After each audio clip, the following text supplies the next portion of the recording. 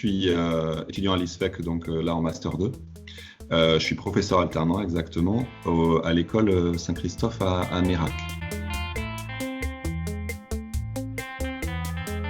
Alors, ça se passe plutôt bien de mon côté. Moi, j'avais un parcours professionnel où j'avais une boutique en ligne et je maîtrisais plutôt bien l'outil informatique. Donc, ça a été assez facile pour moi, assez évident en tout cas, la façon dont gérer ce travail à distance. Et l'intérêt aussi d'être en formation à l'ISFEC, c'est qu'on a pu aborder cette continuité pédagogique dans les temps aussi de formation qu'on avait à l'ISFEC.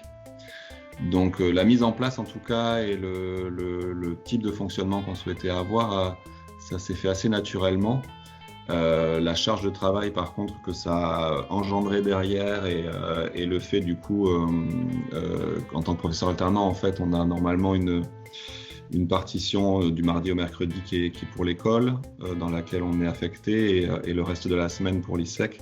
Avec la continuité pédagogique, c'est plus le cas, en fait, cette répartition, parce qu'on est obligé d'avoir les parents le jeudi, le vendredi, parfois même le week-end, pour essayer de soit récupérer des devoirs, soit les aider si leur enfant a des difficultés, des choses comme ça. Donc c'est vrai que même les horaires d'école, évidemment, c'est plus d'actualité quand on est dans ce système de continuité pédagogique. On peut avoir des contacts avec les parents le soir, à des heures raisonnables, mais ça déborde forcément sur notre vie privée. Donc après, c'est vraiment intéressant en tout cas, je trouve, d'un point de vue pédagogique à mettre en place. Et autant il y a des choses qui me paraissent un peu compliqué effectivement en termes d'équité, des choses dont on a entendu parler. C'est certain que tout le monde n'a pas le même accès aux outils informatiques, ni la même maîtrise, ni le même suivi à la maison en fonction simplement du travail des parents. Par contre, je pense qu'il y a aussi des choses intéressantes et des choses qui peuvent être...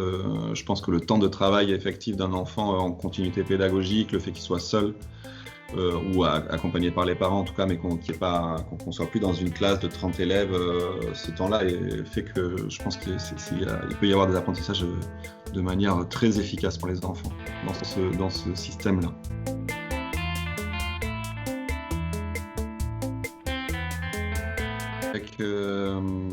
Avec ma binôme, donc on a une classe de CE1, CE2 à l'école Saint-Christophe à Nérac. On a mis en place un Padlet, c'est ce qui nous semblait le plus naturel pour assurer cette continuité pédagogique, dans lequel on a essayé de garder, vu qu'on était, moi j'y suis affecté le lundi, mardi, elle le jeudi, vendredi, garder cette structure pour les parents, de manière à ce que ce soit logique et puis bonne pour nous pour traiter les devoirs et la répartition du travail. Et du coup on a mis en place des colonnes sur les journées sur lesquelles on officie, une colonne de corrigé pour les 2 premiers jours et idem pour elle. Voilà, on avait une petite colonne donc pour les devoirs, là c'est pour les devoirs de vacances, mais on l'avait aussi pour les devoirs le week-end. Un code couleur pour le double niveau, qui nous paraissait, qui permet aux parents vraiment de bien comprendre notre fonctionnement. Évidemment, toujours une colonne de fonctionnement. On a envoyé des mails, on a essayé d'expliquer le plus clairement possible. Ici, on a fait vraiment un document important pour les parents, pour savoir comment fonctionnait le Padlet, la méthodologie, quel est le code couleur, quelles informations ils retrouvent sur chaque poste. Voilà, ça a été mis en place dès le début en fait, pour que le fonctionnement soit approprié, que les parents puissent s'approprier ce fonctionnement le plus facilement possible en fait. Parce que ça fait quand même beaucoup d'informations à ingérer quand on voit ça comme ça. Mais ça fonctionne très bien là. La première semaine, ça a été un peu difficile, et puis après, le temps que ça se mette en place, ce qui est normal. Et après, le rythme est pris, les enfants suivent, les parents ont suivi, et on s'est pas retrouvé en tout cas avec d'enfants laissés sur le côté, des familles qui n'arrivaient pas à suivre. On a évidemment les familles qui n'ont pas internet, qui peuvent aller récupérer les documents à l'école, on leur imprime. Le chef d'établissement qui fait évidemment un travail énorme pour assurer ce suivi également. Oui, c'est la partie la plus difficile à gérer. La formation, alors c'est super aussi, hein. Il y a vraiment des choses très intéressantes qui ont été mises en place pour nous, hein, au niveau de la formation, enfin, on sent voilà, l'investissement que moi j'ai avec ma classe. Je le ressens très bien dans ce qui m'est envoyé donc sur It's Learning, hein, par les formateurs.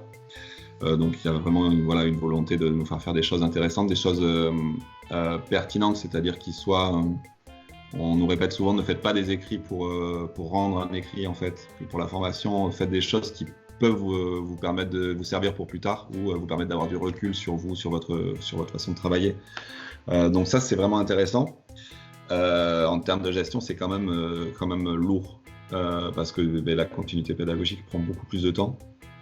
Comme je disais, la coupure est moins nette. Alors après, ça dépend peut-être aussi des personnes, hein. Moi, c'est dans ma façon de fonctionner, dans mon mode de fonctionnement, c'est plus difficile pour moi du coup de me mettre sur le travail que j'ai à faire en formation, et plus pesant aussi d'avoir. Alors, ce qui a été super, c'est qu'on a des rendus du coup à faire, mais on a plus de rendus parce qu'on n'a pas ce présentiel en cours. Donc du coup, c'est plus facile. Je pense, c'est vraiment psychologique, hein, mais c'est plus facile de se dire. Jeudi, je suis à l'ISFEC pendant 3 heures et puis je participe à ce cours et je travaille en collaboration. Là, ça se fait à distance, donc ça fonctionne aussi très bien.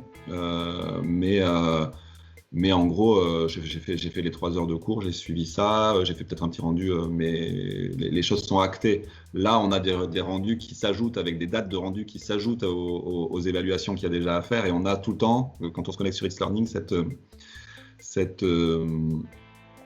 espèce d'épée de Damoclès, entre guillemets, hein. Je mets vraiment des gros guillemets là-dessus, mais avoir tous les rendus qu'on a à faire, et on se dit qu'on va jamais s'en sortir, alors que ça change rien en fait, hein. C'est purement psychologique. Mais du coup, c'est vrai que pour moi, c'est peut-être moins facile de gérer ça. Voilà. Mais par contre, le travail qui a été fait par nos formateurs, il est aussi incroyable, parce qu'il y a il y a un vrai accompagnement et un vrai investissement, ça c'est évident. On fait de l'échange, on mutualise nos ressources. Ça se fait de façon informelle. On n'a pas formalisé ça en tous les cas. Voilà. Mais oui, depuis le début de l'année, avec d'autres enseignants, on a mutualisé les ressources. Moi, c'est ce qui a été le plus. Et je pense que pour mes camarades diront la même chose, mais c'est ce qui est le plus. Ce qui nous soulage le plus en termes de travail, de charge cognitive et autres, c'est de partager les ressources et d'avoir ce retour d'expérience et de se faire gagner du temps en se disant c'est pas pour ça qu'on fait pas le travail ou qu'on se l'approprie pas ou autre chose, mais simplement partager l'expérience en fait pour être efficace, quoi. Et se faciliter un peu la vie, parce que malgré tout c'est quand même une année chargée, quoi. Donc ouais, c'est important, je pense, de s'entraider.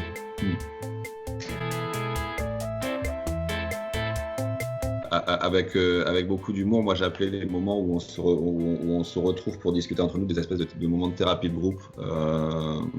Voilà, il y a de ça, hein. Garder le lien, échanger, se soutenir, partager les bonnes nouvelles, et puis prendre du plaisir en fait dans ce qu'on fait, quoi. Ça sert à rien de faire, d'y aller à reculons, même si on n'a pas forcément les compétences en termes de numérique ou autre, essayer de trouver des choses qui nous plaisent, qui font sens, et puis sur lesquelles on peut aussi se dire que les élèves vont prendre du plaisir à le faire, en fait.